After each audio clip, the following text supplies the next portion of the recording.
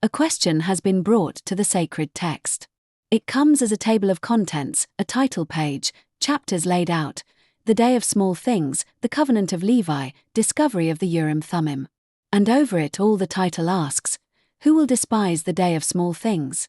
The first verse drawn opens with a ship already at sea. Ezekiel chapter 27 verse 6 says, of the oaks of Bashan have they made your oars. The company of the Asherites have made your benches of ivory, brought out of the isles of Chittim.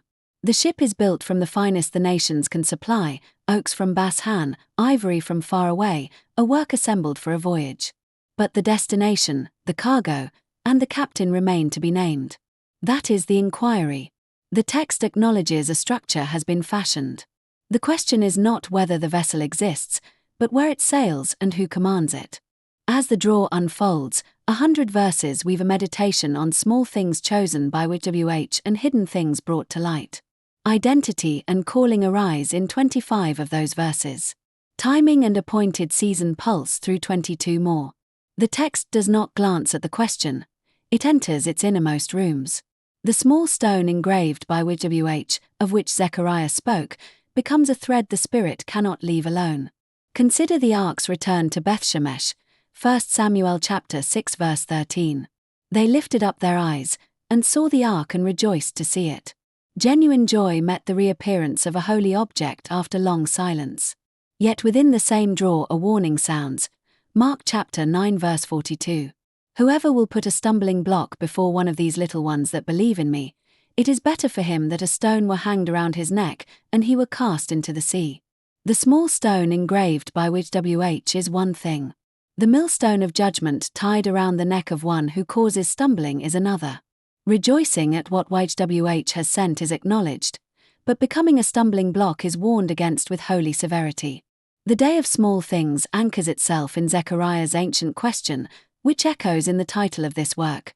Who will despise the day of small things? The drawn text answers not with theories but with faces.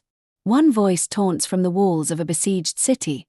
2 Chronicles chapter 32 verse 15. How much less will your Elohim deliver you? That is the imperial sneer, the great mountain mocking the small stone. Another voice exposes the heart behind smooth words. Matthew chapter 15 verses 7 and 8. You hypocrites, well did Isaiah prophesy of you saying, thus YHWH says. Religious pretense can despise the small thing just as surely as the pagan can. And then a third voice, quiet and terrible, records the simple failure of memory. Judges chapter 8 verse 34. And the children of Israel remembered not YHWH Elohim, who had delivered them. Despising the small thing can wear the mask of imperial scorn, hypocritical worship, or ordinary forgetfulness. The draw names each without flinching. But against these stands a steady counterpoint of covenant mercy. Psalm 103 verse 13 declares, like a dad pities his children, so YHWH pities them that fear him. And in Luke chapter 7 verse 13, the compassion of the Master is immediate. And when YHWH saw her he had compassion on her and said to her, weep not. That tender mercy is the ground beneath the warnings. The same draw lifting up the iron stylus of covenant violation from Jeremiah chapter 17 verse 1, where Judah's sin is graven with a point of diamond, also holds out the promise of covenant inheritance. Acts chapter 20 verse 32 says, I commend you to Elohim and to the word of his grace that is able to build you up, and to give you a covenant inheritance among all them that are consecrated. This is the central inheritance, not a stone, but a place among the set-apart ones. The priestly theme runs through the draw like a river. Phinehas the son of Eleazar the priest stands with captains in Joshua chapter 22 verses 13 and 14, sent to guard the unity of the inheritance. Moses and Aaron fall on their faces at the entrance of the priestly tabernacle, and the glory of YHWH appears to them. Numbers chapter 20 verses 5 and 6. The earthly priests, Hebrews chapter 8 verse 4, serve as the example and shadow of cosmic things, a pattern given on the mountain. And Malachi chapter 3 verse 1 sounds the announcement. Adonai, whom you seek, will suddenly light upon his temple, even the angel of the covenant. The covenant of Levi finds its fulfillment in these verses. Priesthood as both gift and weight, consecration and deep accountability. The hidden thing revealed, the mystery concealed from ages. speaks in the Son's own voice.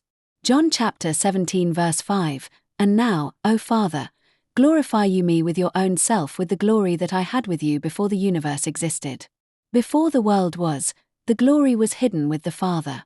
Now it is entrusted to the Son and to those who believe. The unveiling of the Urim-Thummim, perfect light, belongs within that larger unveiling. The drawer will not permit the inquiry to rest finally on a physical object.